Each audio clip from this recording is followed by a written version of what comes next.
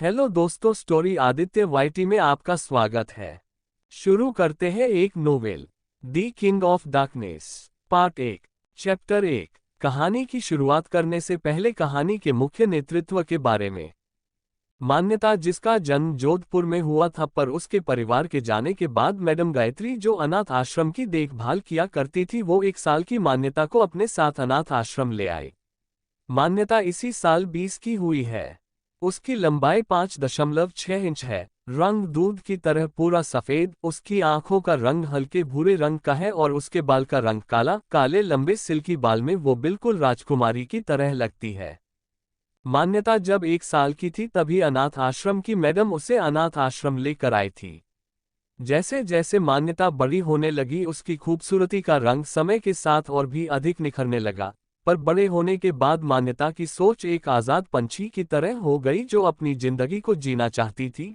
उसे अपनी जिंदगी से बस 2 ही चीज चाहिए थी, पहली उसकी आज़ादी, दूसरा उसका आश्रम, जिस आश्रम को चलाने के लिए वो हमेशा मैडम गायत्री की मदद किया करती थी।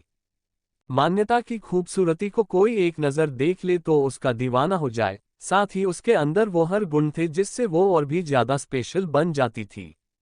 जैसे उसकी आवाज इतनी मीठी थी कि जब भी वो गाती तो आश्रम के बच्चे, मैडम ही नहीं बल्कि जानवर, चिड़िया, सभी उसके गाने की धुन को सुन पूरी तरह से खो जाते थे। वो जितनी अच्छी गायक थी उतनी ही अच्छी नृत्या भी थी, और साथ ही साथ वो पढ़ाई में इतनी अच्छी थी कि अपनी कक्षा में भी वो हमेशा अव्वल दर्जे पर आती थी। अभय प्रताप सिंह, जिसका जन्म पूरे राजस्थान के सबसे बड़े घराने में हुआ। अभय का परिवार कोई आम परिवार नहीं था जिससे टक्कर लिया जा सके। वो पूरे राजस्थान के महाराजा विक्रम प्रताप सिंह का सबसे बड़ा बेटा था। उसके परिवार के अनगिनत राज हैं जिससे विक्रम प्रताप सिंह ने बड़े बखूबी से छिपाया है, पर वह राज सिर्फ एक और शख्स को पता है, और वो है उसका बड़ा बेटा अभय प्रताप सिंह। अभय के 2 छोटे भाई भी हैं, उदय और वीर, और उसकी एक बहन भी है। घर की सबसे छोटी सदस्य जिया, और बाकी के सदस्यों की मौत हो चुकी है, लेकिन उनकी मौत कैसे हुई ये आज तक किसी को भी पता नहीं चल पाया है। ये राज भी बस विक्रम और उसके सबसे बड़े बेटे अभय के बीच ही दफन हो गया। पूरे रियासत को अभय अकेला संभालता। अभय के पिता विक्रम प्रताप सिंह कहाँ हैं, क्या कर रहे हैं, कब आएंगे, ये बात किसी को भी पता नहीं थी सिवाय अभय के। अभय के अलावा किसी के अंदर इस रियासत को संभालने की क्षमता नहीं है, और जब से इस रियासत को अभय ने संभालना शुरू किया है तब से वो अपने ही राज्य में नहीं बल्कि कई राज्य पर अपना सत्ता बना लिया है। अभय की उम्र अभी 25 हो रही है। उसकी लंबाई 6.3 इंच है। उसके शरीर का आंकड़ा लगभग 4.43235 इंच है। उसकी आंखों का रंग काला है और उसके बालों का रंग भी काला है। वो दिखने में बहुत ही हैंडसम दिखता है, और यहाँ तक कि वो किसी भी मॉडल, एक्टर को अपने लुक से पीछे छोड़ सकता है। अभय का दिमाग किसी कंप्यूटर की तरह है। वो खुद में ही एक जीनियस है, कोई भी उसके सामने टिक नहीं सकता। उसके अंदर हर वो स्किल है जिससे कोई उससे टक्कर लेने का नहीं सोच सकता। लेकिन कभी अगर किसी ने उससे टक्कर लेने का सोच भी लिया तो वो इंसान बस मौत की ओर जाता है। अभय से टक्कर लेने वाले हर इंसान को अभय जिंदा नहीं छोड़ता। ये कहानी है अभय प्रताप सिंह की, जो काले सफेद की दुनिया में राज करता है। उसके लिए उसका गुरूर, गुस्सा, अहंकार सब कुछ है। वो अपने सामने किसी को कुछ भी नहीं समझता। एक बार कोई चीज उससे पसंद आ जाए तो उसे वो अपनी जिद बना लेता है। तो वहीं दूसरी तरफ हमारी प्यारी, सिंपल रहने वाली लेकिन जिंदगी को जीने की चाह रखने वाली मान्यता, जिसका बचपन अनाथ आश्रम में बीता है। पर एक दिन उसे एक ऐसा सच पता चला कि उसे अपना घर जैसा अनाथ आश्रम छोड़ जाना पड़ा। अनजान शहर में मान्यता अनजान शख्स अभय प्रताप सिंह से टकरा गई। मान्यता को एक झलक देखते ही मान्यता अभय की जिद बन गई। तो ऐसा क्या हुआ होगा जिस कारण मान्यता को अपना अनाथ आश्रम छोड़ जाना पड़ा? क्या इन्हें एक दूसरे से प्यार होगा, या फिर मान्यता बस अभय की जिद बनकर रह जाएगी? जानते हैं मेरी कहानी के जरिए। कहानी की शुरुआत। आज कॉलेज के आखिरी दिन का फेयरवेल पार्टी थी। मान्यता और सई कॉलेज के फेयरवेल पार्टी में जाने के लिए अपनी साड़ी पहन तैयार होने लगी।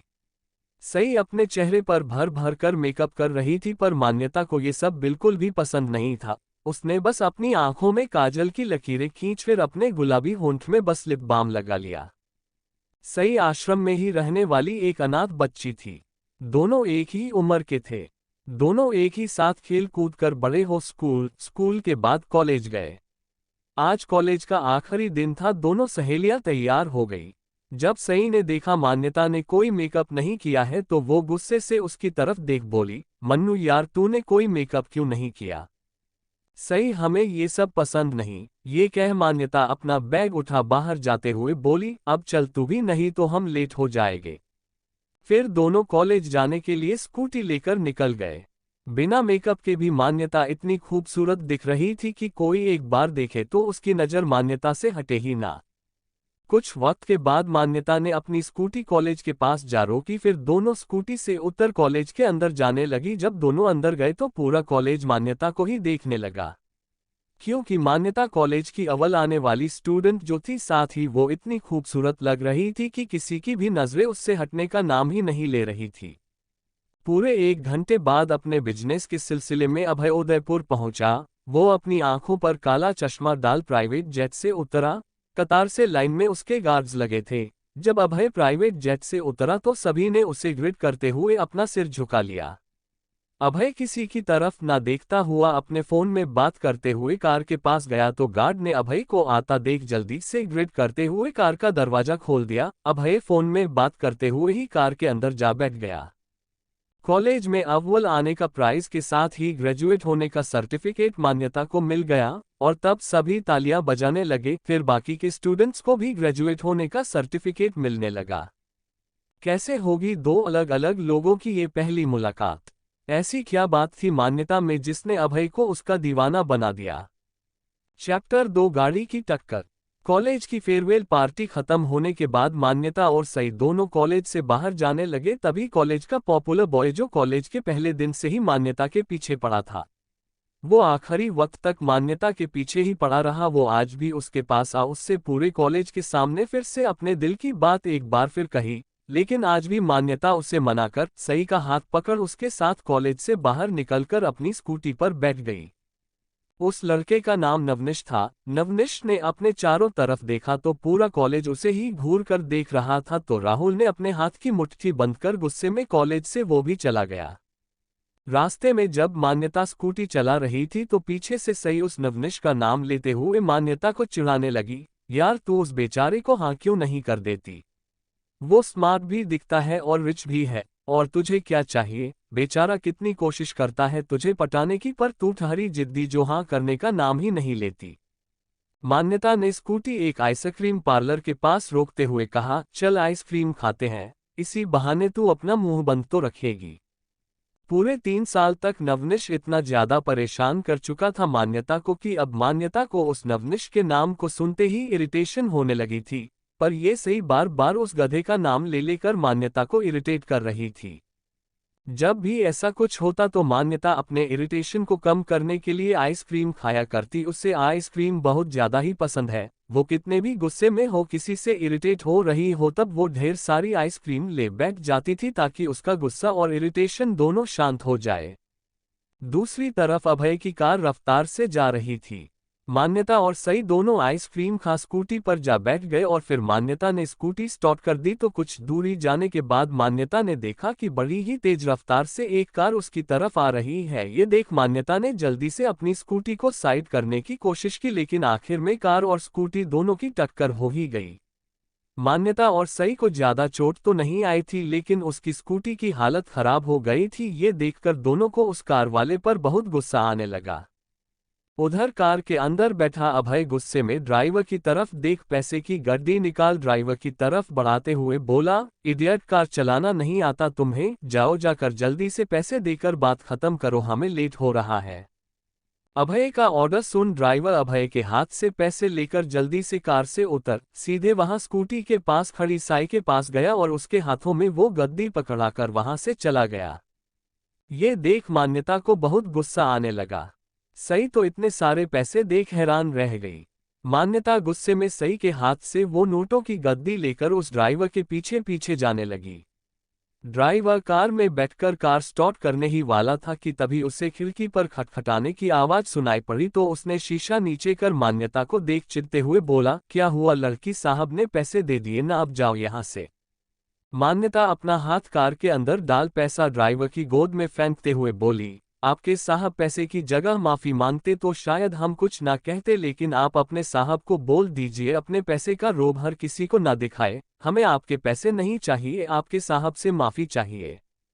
मान्यता की इस सुरीली आवाज में इतनी कशिश थी कि अभय अपने आप को रोक नहीं पाया और आंख उठाकर उसकी तरफ देखने लगा। लड़की का सुंदर चेहरा साथ ही उसका अकड़ कर बात करना अभय को बहुत अच्छा लगने लगा। ना चाहते हुए वो ना जाने क्यों उसकी तरफ अट्रैक्ट होने लगा। ड्राइवर गुस्से में ही जवाब दिया, लड़की तुम सोच भी कैसे सकती हो कि साहब तुमसे माफी मांगेंगे, तुम जानती भी हो हमारे साहब कितने बड़े आदमी हैं। उनके पास तुम जैसे छोटे लोगों के मुंह लगने के लिए टाइम नहीं है। ये सुनकर तो मान्यता का गुस्सा और भी बढ़ गया और उसने गुस्से में कठोरता से कहा, बड़े आदमी हैं तो क्या किसी के साथ कुछ भी कर सकते हैं? और क्या आप उनकी जगह बोल रहे, क्या उन्हें भगवान जी ने मुंह भी नहीं दिया है बोलने के लिए? सही ने जब गाड़ी में वीआईपी लिखा देखा तो उससे सही नहीं लगा। इस आदमी से मान्यता को उलझता देखकर वो नहीं चाहती थी मान्यता बेकार का किसी मुसीबत में पड़ जाए, इसलिए उसने मान्यता का हाथ पकड़ उसे अपनी तरफ खींच वहां से ले जाने की कोशिश करते हुए कहा, जाने दे मन्नू, चल यहाँ से, जल्दी अंधेरा होने को है। मान्यता ने सई के हाथों से अपना हाथ छुड़ाते हुए कहा, नहीं सई, जब तक ये माफी नहीं मांगेंगे हम यहाँ से नहीं जाने वाले। अभय को लेट हो रहा था पर पहली बार उसकी नज़र किसी लड़की पर आकर टिकी थी, इसलिए वो कार के दरवाजे को खोल बाहर निकलने ही वाला था कि तभी उसका फोन बज उठा और वो अपने मोबाइल में डिस्प्ले होते हुए नंबर को देख ड्राइवर से बोला, कार स्टार्ट करो। ये सुन ड्राइवर दोनों लड़कियों को इग्नोर कर कार स्टार्ट कर कार चलाने लगा। ये देख मान्यता गुस्से में चिल्लाई, माफी मांगे बिना कहाँ जा रहे हो? पहले माफी मांगो। मान्यता चिल्लाती रह गई पर कार नहीं रुकी, लेकिन मान्यता की आवाज और उसका वो खूबसूरत चेहरा अभय के दिल में बस गया। मान्यता ने गुस्से में अपनी स्कूटी उठाई जो थोड़ी टूट चुकी थी और फिर वो दोनों उसी स्कूटी बैठ वहां से जाने लगे। थोड़ी ही देर में जब दोनों आश्रम पहुंचे तो दोनों की हालत देख मैडम घबराते हुए पूछने लगी, ये सब क्या है? ये कैसे हुआ मन्नू? सही। पीछे से आते हुए बच्चों ने जब मान्यता और सई के बदन पर चोटों के निशान देखे तो दौड़कर एक फर्स्ट एड बॉक्स लेकर वहां आए और उन दोनों के जख्मों पर मलहम लगाने लगे। मान्यता मैडम को शांत करते हुए बोली, सब ठीक है मैडम, बस छोटा सा एक्सीडेंट हो गया था रास्ते में। जब दोनों की मलहम पट्टी हो गई तो मैडम मान्यता को अपने साथ अपने कमरे में ले गई। कमरे के अंदर मैडम मान्यता के जख्मों को देख बोली, मन्नू अब भी दर्द हो रहा? मान्यता ने मुस्कुराए हुए जवाब दिया, नहीं मैडम। ये बात जान गायत्री मान्यता के पास बैठ बेटा तू पूछने लगी, तुम्हें आगे क्या करना है? तभी मान्यता ने बड़े प्यार से जवाब देते हुए कहा, मैडम आपको पता है हम आगे बस आपके साथ अपने आश्रम को अच्छे से चलाना चाहते हैं। तभी मैडम कुछ सोचते हुए बोली, अगर हम ऐसा ना चाहे तो मन्नू। गायत्री की बातें मान्यता को समझ नहीं आए और उसने हैरानी जताते हुए पूछा, क्यों मैडम, आप ऐसा क्यों नहीं चाहते? गायत्री ने मान्यता के सिर पर हाथ रखते हुए कहा, मन्नू अब तुम बड़ी हो चुकी है, अब तुम्हारे लिए अपना सच जानने का वक्त आ चुका है। ये सुनकर मान्यता हैरानी से उनकी तरफ देखते हुए बोली, कैसा सच मैडम? गायत्री ने खड़े होकर कहा, रुको। ये कहते हुए वो वहां रखी एक डेस्क के ड्रॉअर की तरफ गई और उसमें से एक छोटा सा बॉक्स निकालकर उसके पास आते हुए बोली, हाँ तुम्हारा सच कि तुम कौन हो? तुम्हारे माता पिता कौन थे? उनके साथ क्या हुआ था? ये सब। चैप्टर 3 सच जानना। गायत्री मैडम ने बॉक्स को सामने रख उसे खोल उसमें से हरे रंग का जेड पेंडेंट निकालते हुए कहा, मन्नू ये पेंडेंट आपकी पहचान है। एक पेंडेंट उसकी पहचान कैसे हो सकता है? मान्यता के मन में ये सवाल चलने लगा तो उसके चेहरे पर यह हैरानी देख गायत्री जी लंबी सांस ले 19 साल पहले हुए हादसे को याद करते हुए मान्यता को उसका सच बताने लगी। मान्यता, तुम्हारा जन्म जोधपुर के नामी घराने में हुआ था। आपके पिता महाराज बृजराज राठौड़ उस वक्त के शक्तिशाली राजा थे जो हमेशा सत्य के लिए लड़ते, इसी कारण उनके हजारों दुश्मन भी बन चुके थे। एक दिन उन्हें खुशखबरी मिली कि उनकी पत्नी रानी अनीता देवी ने बेटी को जन्म दिया है, तो तुम्हारे आने की खबर सुनकर तुम्हारे पिता ही नहीं बल्कि पूरा परिवार भी बहुत खुश था। सभी तुम्हारे आने का जश्न मनाने लगे, साथ ही राजा बृजराज ने तुम्हारे होने के खुशी में ये अनाथ आश्रम बनाया जहां आप अभी हो। आपके इस दुनिया में आने के 1 साल बाद जिस दिन तुम्हारा जन्मदिन था, उस दिन तुम्हारे पिता के दुश्मनों ने तुम्हारे पूरे परिवार को खत्म कर दिया था मान्यता। ये कहते कहते गायत्री जी आंखें नम हो चुकी थी। मान्यता अपने बारे में सब कुछ जानना चाहती थी, इसलिए ये सब सुन उसकी आंखों में भी आंसू भर आए और उसने गायत्री मैडम की नम आंखों की तरफ देखते हुए उनसे पूछा, मैडम उस दिन क्या हुआ था? किसने हमारे परिवार को खत्म किया था? हमें सब कुछ जानना है मैडम। गायत्री को ये तो पता नहीं था कि उसके पीछे किसका हाथ था, लेकिन जो भी उस दिन हुआ गायत्री मैडम मान्यता को सब कुछ बताने लगी। मान्यता, तुम्हारे जन्मदिन के अवसर पर वहां का हर निवासी महल आया हुआ था आपको आशीर्वाद देने। लेकिन कुछ वक्त बाद हंसता खेलता माहौल मातम में बदलने लगा। जब सभी ने भोजन को ग्रहण करना शुरू किया तो अचानक से सब बीमार पड़ने लगे। आपके पिता बृजराज राठौड़ और आपकी मां रानी अनीता देवी ने भोजन को छुआ तक भी नहीं था, क्योंकि दोनों हमेशा पहले अपने निवासियों को भोजन ग्रहण करवाते फिर खुद करते थे। लेकिन जब सभी बीमार पड़ने लगे तो राजा बृजराज और रानी अनीता देवी चिंतित हो गई। साथ ही उनके पूरे परिवार ने भी वो भोजन ग्रहण कर लिया था। सभी को बीमार पड़ता देख दोनों बहुत परेशान हो गए। तभी हम वहां पहुंचे। जब हमने वहां का माहौल देखा तो हैरान ही रह गए। ये सब ठीक करने की कोशिश में जब आपके माता पिता लगे थे, तभी महल में किसी ने आग लगा दी ताकि कोई भी जिंदा वापस ना जा सके। और फिर तभी पूरा महल जलना शुरू हो गया। तो महल को जलता देख आपकी मां ने आपको हमें सौंपते हुए कहा कि हम आपको यहाँ से बहुत दूर ले जाए और आपके अस्तित्व के बारे में किसी को ना बताएं। किसी को ये पता नहीं चलना चाहिए कि आप राजकुमारी मान्यता राठौड़ है। वो नहीं चाहती थी कि वो हत्यारे आपको भी ढूंढ कर मार दे। हम राजा रानी को अकेला छोड़ जाना तो नहीं चाहते थे, पर जब हमने आपको देखा तो हम आपको उठा किसी तरह जलते हुए महल से आपको बाहर लेकर आ गए। राजा रानी अपने परिवार को मरता देख खुद जी नहीं पाते, वो भी उनकी मदद करते करते उसी आग के लपेट में आ गए। और पूरे महल के साथ साथ आपका परिवार, आए हुए लोग सभी साथ में जलकर राख हो गए। हम आपको लेकर दूर खड़े बस आग की लपटों को बस देखते रह गए। उस दिन आपका पूरा परिवार खत्म हो गया, साथ ही जो आपके खानदान की रियासत थी वो सब सरकार ने जब्त कर लिया। सभी को यही लग रहा था कि उनके परिवार में अब कोई नहीं बचा है। ये बात सिर्फ हम जानते था कि उनकी बेटी राजकुमारी मान्यता अब तक जिंदा है। अपने परिवार के साथ हुए हादसे के बारे में जान मान्यता गुस्से में रोते हुए बोली, किसने किया ये सब? मैडम, हम उससे जिंदा नहीं छोड़ेंगे। गायत्री मान्यता के बहते आंसू को पोंछ बोली, मन्नू ये हमें नहीं पता, इसका पता आपको ही लगाना होगा। हमने आपके लिए जोधपुर का टिकट बुक कर दिया है। अब आगे का फैसला आपका है। मन्नू, आप जोधपुर जा अपने परिवार के हत्यारों को ढूंढ उससे सजा देना चाहती हैं या आश्रम में रह आश्रम के लिए आप जीना चाहती हैं? मान्यता टिकट को होंठ में पकड़ सोचने लगी वो क्या करे। एक तरफ उसका आश्रम था जिससे वो बहुत प्यार करती थी, तो दूसरी तरफ उसका परिवार जिससे वो आज तक देख तो नहीं पाई, पर आज वो अनाथ है। अपने पूरे परिवार को खो चुकी है, तो बस उस शख्स की वजह से फिर मान्यता कैसे उस आदमी को सजा न दे जिसने उसके परिवार को उससे छीना है। मान्यता टिकट कसके पकड़ खड़ी होते हुए बोली, मैडम, हम जोधपुर जाना चाहते हैं। हम उस शख्स को सजा देना चाहते हैं जिसने हमारे परिवार को हमसे छीन लिया। गायत्री को पता था मान्यता यही फैसला लेगी, इसलिए वो पेंडेंट मान्यता को देते हुए उन्होंने कहा, किसी के सामने अपनी सच्चाई बाहर मत आने देना। ठीक है मैडम, क्या आपके पास हमारे परिवार की तस्वीर होगी? गायत्री के पास एक धुंधली सी तस्वीर थी मान्यता के परिवार की, जिसे मान्यता को देते हुए उसने कहा, गायत्री तस्वीर को मन्नू, ये तस्वीर साफ नहीं है। ये कह गायत्री तस्वीर दिखाते हुए मान्यता को सभी को दिखा बताने लगी कौन उसके क्या क्या लगते हैं।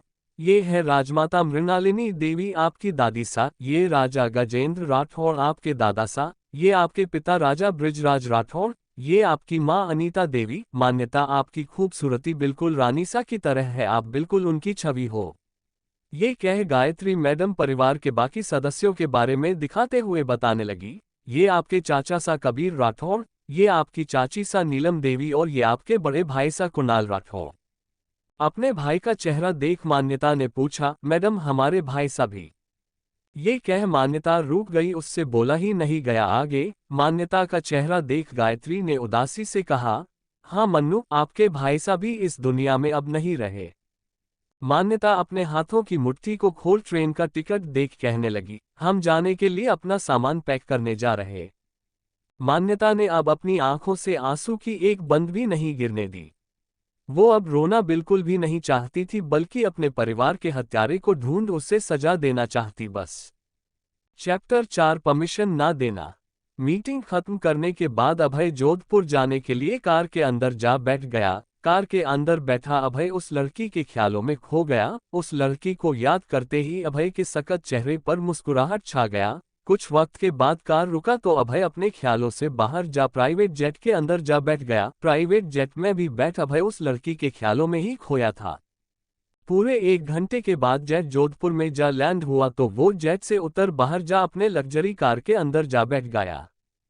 मान्यता के जाने की बात सुन पूरा आश्रम हैरान रह गया। जब मान्यता अपना सामान पैक कर सभी से मिलने गई तो सभी उससे नाराज हो उसके तरफ देख भी नहीं रही थी, तो वो सबके पास जा बोली, तुम लोग हमसे नाराज रहोगे तो हम कैसे जा पाएंगे यहाँ से। सई उदासी से बोली, हम सब यही तो चाहते हैं कि तू यहाँ से ना जाए। सई की बात सुन मान्यता सई के पास जा उसके कंधे पर हाथ रख बोली, सई हमारा जाना जरूरी है। मान्यता का बात सुन सई उसके हाथ को अपने कंधे से हटा गुस्से में बोली, मन्नू तू तो बहुत बड़ी बड़ी बातें किया करती थी कि तू आश्रम के लिए ये करेगी वो करेगी, अब क्या हुआ तुझे, क्यों छोड़कर जा रही तू, बोल ना। जब मान्यता ने कुछ जवाब नहीं दिया तो सई ताली बजाते हुए गुस्से में बोली, इतने सालों तक तू बस ढूंढ कर रही थी, तेरा असली चेहरा तो ये है, तुझे बस अपनी पड़ी है इसलिए तू जा रही है ना। अपनी बहन जैसी दोस्त के मुंह से ये सारी बातें सुन मान्यता को बहुत बुरा लगने लगा। वो कुछ कहती उससे पहले ही गायत्री आते हुए बोली, हम चाहते मन्नू जोधपुर जाए इसलिए मन्नू जा रही। सई गायत्री की तरफ देख सवाल की, क्यों मैडम आप ऐसा क्यों चाहती, क्यों मन्नू को दूर भेज रही। ये कहते कहते सई के आंखों से आंसू गिरने लगा, साथ ही वहां के हर बच्चों के आंखों से भी आंसू गिरने लगा। मान्यता सबके आंसू को देख बोली, हम बहुत जल्द वापस आ जाएंगे, प्लीज तुम सब ऐसे रोवो मत। एक छोटी बच्ची नीमा मान्यता के पास आ बोली, मन्नू दी हम सबको कौन उठाएगा, कौन हम सबको लोरी सुनाएगा, कौन हम सबको पढ़ाएगा, कौन हम सबके गलतियों को मैडम के सामने छिपा हमें डांट सुनने से बचाएगा, बोलो ना मन्नू दी। मान्यता के आंखों से आंसू गिरने लगा, वो अब और ये सब बर्दाश्त नहीं कर पा रही थी। मान्यता की हालत देख गायत्री आप बोली, ट्रेन का टाइम हो रहा, तुम सब आना चाहते कि नहीं मन्नू को रेलवे स्टेशन छोड़ने। किसी ने कुछ नहीं कहा तो गायत्री मान्यता का हाथ पकड़ और दूसरे हाथ से उसका ट्रॉली पकड़ उससे अपने साथ बाहर ले जाने लगी। फिर बाहर आने के बाद वो ऑटो का वेट करने लगी। मान्यता पीछे मुड़ी देखे जा रही थी कि कोई तो बाहर आएगा उससे अलविदा करने के लिए, पर कोई भी नहीं आया। ऑटो रुका तो गायत्री सामान डाल मान्यता से बोली, मन्नू कुछ पाने के लिए कुछ खोना ही पड़ता। ये सुन मान्यता अपने आंसू पोंछ ऑटो में जा बैठ गई। पूरा रास्ता मान्यता बस उन सब के बातों को ही याद करते रही। जब रेलवे स्टेशन आ गया तो ऑटो रुक गया, पर मान्यता को ये एहसास ही नहीं हुआ, वो अपने ख्यालों में खोई बैठी रही। तो गायत्री मान्यता के सिर पर हाथ रख बोली, मन्नू रेलवे स्टेशन आ गया है। गायत्री की बात सुन मान्यता अपने होश में आ ऑटो से बाहर निकल गई। फिर गायत्री के साथ स्टेशन के अंदर जा अपने ट्रेन आने का इंतजार करने लगी। कुछ ही वक्त में ट्रेन भी आ गया तो मान्यता गायत्री का पैर छू आशीर्वाद ले ट्रेन के अंदर जा अपना सीट नंबर देख सीट में जा बैठ गई। कुछ वक्त के बाद ट्रेन स्टार्ट हो गया। रात होने को था। जब महल में सभी खाना खाने के लिए नीचे आए तो फिर अपने अपने जगह पर बैठ अभय के आने का इंतजार करने लगे। अगर अभय महल में होता तो जब तक अभय नहीं आ जाता कोई भी अपना खाना खाना शुरू नहीं करता। कुछ ही वक्त में अभय नीचे आ गया और जो महाराजा वाला आसान बना था उसमें जा बैठ गया। उसके आसान में उसके अलावा कोई भी नहीं बैठता। अभय के आने के बाद सभी खाना खाना शुरू किए। अभय से पूरा परिवार डरता था। उसकी छोटी बहन जिया खाते वक्त बड़े हिम्मत से बोली, भाई साहब। जिया का आवाज सुन अभय सख्ती से बोला, खाते वक्त बोलना नहीं चाहिए। अभय का कठोर आवाज सुन जिया चुप हो गई। फिर अपना खाना खाते हुए सोचने लगी, वो कैसे अपने भाई साहब को मनाए कि वो उससे कल की पार्टी में जाने दे। अभय कभी भी अपनी बहन को बाहर पार्टी में नहीं जाने देता और ना ही बाहर अकेला जाने देता, और कॉलेज जाते वक्त भी उसकी बहन के साथ ढेर सारे गार्ड्स होते। जिया अपनी लाइफ में थोड़ा आज़ादी चाहती थी, पर उससे पता था वो अपने भाईसा के अगेंस्ट नहीं जा सकती। खाना खत्म होने के बाद जब सभी अपने कमरे में सोने जा रहे थे तो जिया अभय के पास गई। जिया को अभय से पास जाता देख आज का होने वाला तमाशा देखने के लिए उसके दोनों भाई भी रुक गए। अपनी बहन को देख अभय कठोरता से बोला, जल्दी बोलिए क्या बात है। जिया डरते हुए पूछी, भाई सा क्या हम अपनी दोस्त के जन्मदिन के अवसर पर उसके घर जा सकते? नहीं। जब अभय ने अपना जवाब दे दिया तो जिया फिर बोल पड़ी, पर क्यों भाई सा, हम वादा करते हैं हम जल्द ही वापस आ जाएंगे। अभय अपनी बहन की तरफ देख कठोरता से इस बार कहा, नहीं का मतलब आपको समझ नहीं आता जिया। अपने भाई का सख्त आवाज सुन अब जिया का हिम्मत नहीं हुआ कुछ बोलने का। अभय अपने भाई बहनों को डरा कर रखना नहीं चाहता, पर वो क्या करे, उससे ऐसा करना ही पड़ता। जिया को उसके लिए डर देख अभय उसके सिर पर हाथ रख प्यार से बोला, जिया आपको जो भी पार्टी करना हो या अपने दोस्तों को बुलाना हो या कुछ भी जो आपका मन हो वो सब आप इस महल में कर सकते, हम पूरा इंतजाम करवा देंगे, पर बाहर जाकर आपको हम ये सब करने का इजाजत नहीं दे सके। ये कह अभय अपना हाथ पीछे कर अपने कमरे में चला गया। उदय वीर अपनी बहन के पास जा हंसते हुए बोला, जिया आप क्यों बेकार का कोशिश करती जब आपको पता ही है भाईसा का क्या जवाब होगा। फिर भी जिया अपने दोनों भाई को गुस्से में देख बोली, आप दोनों ज्यादा मत उड़िए, नहीं तो भाईसा को हम बता देंगे कि आप उनके कमरे में गए थे सिगरेट चोरी करने। ये बात जिया को कैसे पता? अपनी बहन के दिए गए धमकी को सुन दोनों की हंसी गुल हो गई। वो फिर भी अपने बड़े होने का रोब जताते हुए बोले, जिया हम दोनों तुमसे 1 साल बड़े हैं, अपने बड़े भाइयों को धमकी नहीं देना चाहिए। जिया भी अपने दोनों भाई से चिढ़ते हुए बोली, तो अपनी छोटी बहन के दुख पर ऐसे हंसना भी नहीं चाहे। ये कह जिया गुस्से में अपने कमरे चली गई। वीर उदय दोनों 22 साल के थे। वीर विक्रम प्रताप सिंह के छोटे भाई विनय प्रताप सिंह का बेटा था, पर उनके छोटे भाई के गुजरने के बाद वीर का भी पूरा जिम्मेदारी अभय ही निभाया, बिल्कुल अपने सगे भाई की तरह। चैप्टर 5 समझदार पेट। अब तक आपने पढ़ा कि गायत्री मैडम ने मान्यता को उसके परिवार का सच बताया तो उसने अपने माँ बाप की मौत का बदल लेने का फैसला कर लिया और वो जोधपुर के लिए निकल गई। अब आगे सुबह का वक्त, जब ट्रेन रुकी तो मान्यता ट्रेन से उतर अपना फोन निकाल मैप में रहने के लिए होटल सर्च करने लगी और फिर जो उससे सबसे सस्ता लगा उस होटल का नाम पर ऑटो के पास जा होटल का नाम बताकर कहने लगी, भैया गोविंद होटल जाना। ये बोल मान्यता ऑटो के अंदर जा बैठी। फिर कुछ ही वक्त में गोविंद होटल आ गया और फिर ऑटो से उतर भाड़ा पूछ, ऑटो का भाड़ा दे। मान्यता होटल के अंदर जा रूम बुक कर रूम का चाबी ले अपने कमरे में चली गई। कमरे में जाने के बाद मान्यता फ्रेश होकर मोबाइल में यहाँ की कंपनीज की डिटेल सर्च कर जिस जिस कंपनी में वैकेंसी निकला था वहां पर उसने अपने जॉब के लिए अप्लाई कर दिया। उसे यहाँ रह अपने माँ पिता पूरे परिवार के कातिल को ढूंढना था, तो उसके लिए उसे पैसे भी चाहिए होंगे और पैसे के लिए मान्यता को जॉब करनी ही पड़ेगी। जॉब अप्लाई करने के बाद मान्यता कुछ खाने के लिए बाहर चली गई।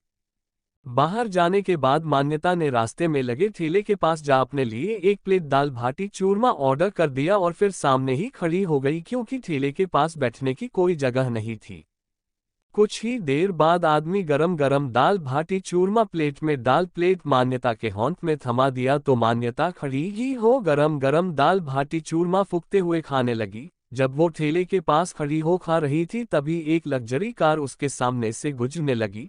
जब कार में बैठे अभय की नजर बाहर ठेले पर खाती लड़की पर पड़ी तो ने अभय अपना काला चश्मा अपनी आंखों से उतारा और लड़की की खूबसूरती को देखते हुए ड्राइवर से बोला, रुको, पीछे करो कार। लड़की से पास कार गई तो अभय ने ड्राइवर को कार रोकने के लिए बोल दिया और फिर बिना कार का शीशा नीचे किए शीशे पर हाथ रख लिया जैसे वो उस लड़की को छू रहा हो, और फिर वो मान्यता को देखते हुए उससे छूने का एहसास लेने लगा।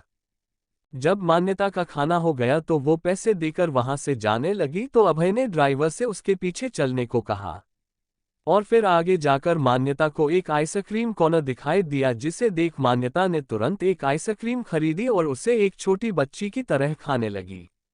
ये देख अभय ने अपनी गाड़ी का शीशा नीचे किया और अपना फोन निकाल मान्यता की एक तस्वीर खींचकर शीशा नीचे कर ड्राइवर से बोला, चलो। लड़की की तस्वीर देखते हुए अभय के चेहरे पर मुस्कुराहट आ गई। हुकुमसा को मुस्कुराता देख ड्राइवर थोड़ा हैरान रह गया। अभय ने तस्वीर अपने दोस्त विराज सक्सेना को भेज एक मैसेज टाइप कर दिया, हमें इस लड़की का पूरा डिटेल चाहिए। विराज वैसे तो एक बहुत बड़ा जासूस था और साथ ही अभय का बहुत अच्छा दोस्त, पर दोनों बिल्कुल अलग थे। जहां अभय के अंदर उसका घमंड, गुस्सा, अहंकार, गुरूर भरा था, तो वही दूसरी तरफ विराज हमेशा मस्ती मजाक किया करता, पर काम के वक्त वो बहुत सीरियस हो जाता था। अभय का ऑर्डर मिलते ही विराज के चेहरे पर मुस्कुराहट आ गई और उसने बड़ा सा स्माइली इमोजी भेजते हुए लिखा, लगता है हुकुमसा की हुकुमरानी सा मिल गई। विराज के मैसेज का जवाब अभय ने बहुत ठंडे पर उसके मन में जो चल रहा वो सही है इस कदर लिख दिया, जिससे किसी की नजर ना हटे वही हमारी पत्नी बनने के काबिल हो सकती है। ये तो अभय ने सच कहा। अभय की जिंदगी में आने वाली लड़की जो भी होगी वो बहुत खास होगी, जिससे किसी की भी नजर ना हटे। और इस लड़की की खूबसूरती थी ही ऐसी कि कोई एक बार देखे ले तो बस देखता ही रह जाए। बस अब पता लगाना ये है कि ये लड़की है कैसी। विराज ने लड़की की खूबसूरती को देख मैसेज किया, हुकुमसा रानी सा खूबसूरत तो बहुत है, उनसे तो हमारी भी नजर नहीं हट पा रही है। विराज का मैसेज पढ़ अभय ने जवाब में लिखा, अपनी आंखें सही सलामत देखना चाहते तो अपनी आंखें बंद कर लो। अब तक ये लड़की अभय की हुई भी नहीं है, पर अभी से ही अभय के अंदर इस लड़की को लेकर इतना ऑब्सेशन भर गया है। ये देख विराज माफी मांगते हुए बोला, माफ कर दीजिए हमारे बोले हुए शब्द के लिए, पर अब आप नाराज मत होइए हमसे, हम रात तक आपको इस लड़की की पूरी डिटेल भेज देंगे। विराज का आखिरी मैसेज पढ़ अभय ने अपना फोन अंदर रख लिया। उसने उसके आगे कोई जवाब भी नहीं दिया तो विराज सोचने लगा, कहीं ये गुस्सा तो नहीं हो गया। ये गुस्सा हो गया तो विराज तू तो गया बेटा। ये कहते हुए विराज ने एक लंबी सी सांस ली। मान्यता के पास ज्यादा पैसे नहीं थे, वो ज्यादा से ज्यादा 5 से 6 दिनों तक ही होटल में रुक सकती थी, इसलिए उसे बहुत जल्दी अपने लिए रूम ढूंढना होगा। ये सोचते हुए वो अपने लिए रूम ढूंढने निकल पड़ी। धीरे धीरे वक्त बीतने लगा, शाम के 5 बज गए। जिया की दोस्त टिस्सा बार बार उसे फोन कर अपने बर्थडे के लिए बुला रही थी, तो जिया ने फैसला कर लिया घर से चोरी चुपके निकलने का। वैसे भी उसके बड़े भाई सा हमेशा लेट से आते थे और उसके दोनों भाई अपने नए नए करतूत में लगे रहते थे। वो जल्दी से जल्दी वापस आ ही जाएगी। वो ये सोच फटाफट से रेडी हो पीछे वाले दरवाजे की तरफ देखने लगी। जब सामने उसे कोई गाड़ी नहीं दिखा तो वो चुपके से पीछे वाले रास्ते से निकल गई। जब वो मैनन गेट के पास आए तो उसने अपनी छोटी सी कुतिया की तरफ देखते हुए प्यार से कहा, सोफी यार तुझे हमारी मदद करनी पड़ेगी, बस तू उन गार्ड्स को अपने पीछे भागना, तब तक हम निकल जाएंगे बाहर, ठीक है सोफी। सोफी ने अपने आवाज में जवाब दे दिया, भाव। जैसे ही गेट पर खड़े सभी गार्ड्स को सोफी अपने पीछे भगाने लगी तो जिया मौका देख देख तुरंत निकल गई। जिया की सोफी बहुत समझदार थी, जैसे ही उसकी मालकिन निकली सोफी रुक गई। गार्ड्स तो सोफी से परेशान ही हो गए थे। फिर एक गार्ड ने सोफी को पकड़ उसके घर में डाल गेट के पास जा खड़ा हो गया। चैप्टर 6 क्लब जाना। जिया बाहर निकल खुशी से उछलते हुए कुछ दूरी पैदल चल ऑटो ले ली। शाम के 5:30 हो चुके थे। जिया ऑटो से उतर ऑटो वाले से पैसा पूछी। ऑटो वाले ने भाड़ा बता दिया 30 रुपए। जिया हैरान रह गई, बस 30 रुपया। वो अपना पर्स खोल 2000 का नोट निकाल ऑटो वाले की तरफ बढ़ाए तो ऑटो वाला जिया हो आश्चर्य से देखने लगा, फिर बोला, मैडम इतना बड़ा नोट, छुट्टा दीजिए छुट्टा। जिया कभी ऑटो में घूमी नहीं थी, आज वो पहली बार ऑटो में चढ़ी है। उससे नहीं पता था ऑटो वाला कितना लेता। वो अपना मासूम चेहरा बना बोली, हमारे पास तो छुट्टा नहीं है। सामने खड़ी मान्यता अपने रूम ढूंढने के सिलसिले में रास्ते में ही भटक रही थी। जब ऑटो वाले और उस लड़की की बात सुननी तो मान्यता, वहां जा अपने पर्स से पैसे निकाल ऑटो वाले को देते हुए बोली, भैया इनका भाड़ा काट लीजिए। ऑटो वाला पैसा काट मान्यता को बचा पैसा लौटा दिया। जिया लड़की की तरफ देख बोली, थैंक यू, आपने तो हमें बचा लिया, हमें तो समझ ही नहीं आ रहा था हम क्या करें, हम तो डर ही गए थे। मान्यता मुस्कुराते हुए पूछी, आप कभी ऑटो में ट्रैवल नहीं किए हो? नहीं, आज हम पहली बार ऑटो में चढ़े थे। मान्यता आगे कुछ बोलती कि इससे पहले ही जिया बोल पड़ी, हम लेट हो रहे, thank you so much, next time मिलेंगे तो हम पैसे लौटा देंगे। इसकी जरूरत नहीं। जब मान्यता ने ये कहा तो टाइम देख जिया मुस्कुराते हुए बाय बोल चली गई। जब जिया अपनी दोस्त के घर गई तो वो उससे अपने साथ जबरदस्ती क्लब ले जाने की जिद करने लगी। क्लब जाने से जिया मना करने लगी अपनी दोस्त टिस्सा को, पर टिस्सा जिया की एक बात नहीं सुननी, वो उससे जबरदस्ती अपने साथ क्लब ले ही गई। क्लब जाने के बाद जिया का डर से हालत खराब हो रहा था। उसके मन में तो उसके भाईसा का खौफ पैदा होने लगा। जिया को क्लब में आने के बाद भी न एंजॉय करता देख टिस्सा जिया के पास आ बोली, यार यहाँ तक आ गई है तू, फिर एंजॉय क्यों नहीं कर रही? जिया डरते हुए बोली, टिस्सा तुझे पता है ना, हमारे भाईसा को पता चल गया तो वो कितना गुस्सा करेंगे हम पर, प्लीज यहाँ से चल। जिया को डरा हुआ देख टिस्सा बोली, जिया अगर तू घर जाना चाहती तो चली जा, पर हम कैसे जाए, बाकी के फ्रेंड्स हमसे नाराज हो जाएंगे। जिया मुस्कुराते हुए बोली, कोई नहीं टिस्सा, हम चले जाएंगे। फिर जिया अपनी दोस्त टिस्सा को बाय बोल क्लब से बाहर जाने लगी। आसमान पूरी तरीके से काला पड़ चुका था। जब जिया बाहर निकल रही थी तभी एक शराबी आदमी जिया के पीछे जाने लगा। जब जिया ने अपने पीछे आते आदमी को देखा तो जिया क्लब से बाहर निकल तुरंत कोने में जा छिप बैठ गई। वीर उदय अपनी बहन के कमरे के पास जा दरवाजा खटखटाए। रात होने को था पर जिया उन्हें कहीं दिखाई नहीं दे रही थी। उन्हें अपनी बहन का चिंता सताने लगा, कहीं कल के बात की वजह से तो वो नाराज नहीं बैठी ना, पर जब उसकी बहन के कोई आवाज नहीं दिया तो उदय दरवाजा जोर से धक्का दिया। दरवाजा खुला था। वीर उदय दोनों कमरे के अंदर चले गए। कमरे के अंदर जिया नहीं थी। जिया को कमरे के अंदर न देख वीर उदय परेशान हो गए। वीर ने जिया को कॉल करना शुरू किया पर जिया कॉल उठाने का नाम ही नहीं ले रही थी। कोने में बैठी जिया जब अपने भाई का बार बार कॉल आता देखी तो उससे समझ आ गया। उन्हें पता चल गया है कि वो कमरे में नहीं है, पर ये शराबी आदमी अब तक गया नहीं था। इस कारण जिया कॉल भी नहीं उठा पा रही थी, नहीं तो पता नहीं ये शराबी आदमी उसके साथ क्या कर दे अगर वो उससे देख लिया तो। जिया का तो डर से हालत खराब होने लगा। वीर उदय अपनी बहन के लिए चिंतित होने लगे। वीर अपने चिंतित स्वर में बोला, उदय भाईसा को कॉल कर सब बता देना चाहिए। उदय वीर दोनों अभय के गुस्से से बहुत अच्छे तरीके से वाकिफ थे। अभय का गुस्सा याद करते हुए उदय बोला, नहीं नहीं भाईसा को तो आप जानते ही हो, वो जिया के गलती का सजा हम दोनों को भी देंगे। वीर को भी ये बात बहुत अच्छे से पता था हमें क्या करना चाहिए। तो उदय भाई वीर भाई चलो हम दोनों जिया तो ढूंढने चलते हैं, वो टिस्सा के ही बर्थडे पार्टी में उसके घर गई होगी। देर रात होने को था। अभय भी कुछ घंटों के बाद वापस घर लौट आता। अभय के आने से पहले दोनों को किसी तरह जिया को ढूंढना था। कोने में बैठी जिया बस भगवान से प्रार्थना करने लगी कि बस ये शराबी यहाँ से चले जाए।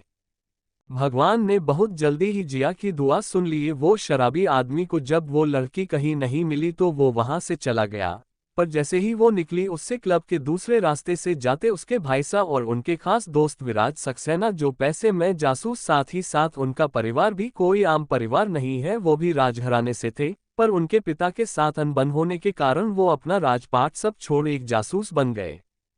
दोनों को देख जिया फिर छिप गई ताकि उसके भाईसा उससे ना देख सके, नहीं तो जो थोड़ी बहुत आजादी मिली है वो भी खत्म हो जाएगा। पर विराज ने जिया को देख लिया था। जिया को देखते ही विराज समझ गया, उसके चेहरे पर मुस्कुराहट छा गया। वो अभय के तरफ देख बोला, अभय आप जाए अंदर, हमें एक जरूरी कॉल करना, हम वो करके आते हैं। अभय ठीक है बोल अंदर जाने लगा तो विराज पीछे मुड़ दीवार के पीछे छिपी जिया के पास जाने लगा। वो अपनी आंखें बंद कर भगवान से प्रार्थना कर रही थी कि उसके भाईसा उससे ना देखे और वो सही सलामत घर पहुंच जाए। तभी उसके कानों में आवाज आया, राजकुमारी जिया आप यहाँ क्या कर रही? जिया ने जल्दी से अपनी आंखें खोल सामने खड़े विराज को देख घबरा गई। वो हिचकिचाते हुए बोली, हम वो हम। हिचकिचाए मत प्रिंसेस, बोले हम ही है, आपके भाईसा नहीं। जिया ने झट से विराज का होंठ पकड़ बोलने लगी, प्लीज आप भाईसा को मत बताएगा, हम यहाँ हैं। विराज मुस्कुराते हुए जिया को सताते हुए बोला, आप पहले रीजन बताए तब हम सोचेंगे अभय को बताना चाहिए कि नहीं। जिया डरते हुए बोली, हम यहाँ अपनी दोस्त का बर्थडे पार्टी सेलिब्रेट करने आए थे, पर हम यहाँ आना नहीं चाहते थे, ना ही हमें पता था टिस्सा हमें ऐसे जगह पर ले आएगी। हमें बस लगा था उसके घर जाना, इसलिए भाईसा ने हमें माना किया था, हम फिर भी आ गए। विराज नौटंकी करते हुए बोला, हाँ आपने तो बहुत गलत किया, ये आपके भाई साहब ने माना किया फिर भी आप चली गई, ऊपर से आप क्लब भी आ गई, अब आपका क्या होगा प्रिंसेस, अभय कहीं आपको कमरे में ना बंद कर दे। विराज की बातें सुन जिया के आंखों से आंसू गिरने लगा। जिया के आंखों से बहते आंसू को देख विराज को बहुत बुरा लगने लगा। वो अपने कान पकड़ बोला, सॉरी प्रिंसेस, हम तो बस आपको तंग कर रहे थे, हम आपके भाई साहब को कुछ नहीं बोलेंगे, पर आप दोबारा बिना परमिशन के रात के वक्त ऐसी जगह पर आए तो हम आपके भाई साहब से दोबारा ये नहीं छिपा पाएंगे। जिया खुशी से विराज को गले लगा दी। जिया विराज को भी अपने भाई के दोस्त होने की वजह से भाई की तरह ही मानती, पर विराज हमेशा से जिया को बहन की तरह नहीं बल्कि कोई और नज़र से देखता था। विराज हमेशा से यही चाहता था कि जिया को उसके फीलिंग्स के बारे में पता चले, इसलिए जब शुरुआत में जिया ने उससे एक बार भाई कह दिया था तो विराज ने उससे ये कहने से मना कर दिया। आज जब जिया उसके गले से लग गई तो विराज का दिल जोरों से धड़कने लगा। विराज दिखने में बहुत स्मार्ट था, हर लड़की उसके डेसिंग लुक को देख उसके तरफ खींची चली जाती, पर उससे बस एक ही लड़की चाहिए थी, जिया। पर जिया उससे भाई के नज़र से सिर्फ देखती, जो देख विराज को बहुत बुरा लगता। Thank you. आपको नोवेल कैसा लगा कमेंट में जरूर बताएं। लाइक और शेयर करना ना भूलें। नेक्स्ट पार्ट देखने के लिए चैनल को सब्सक्राइब करें।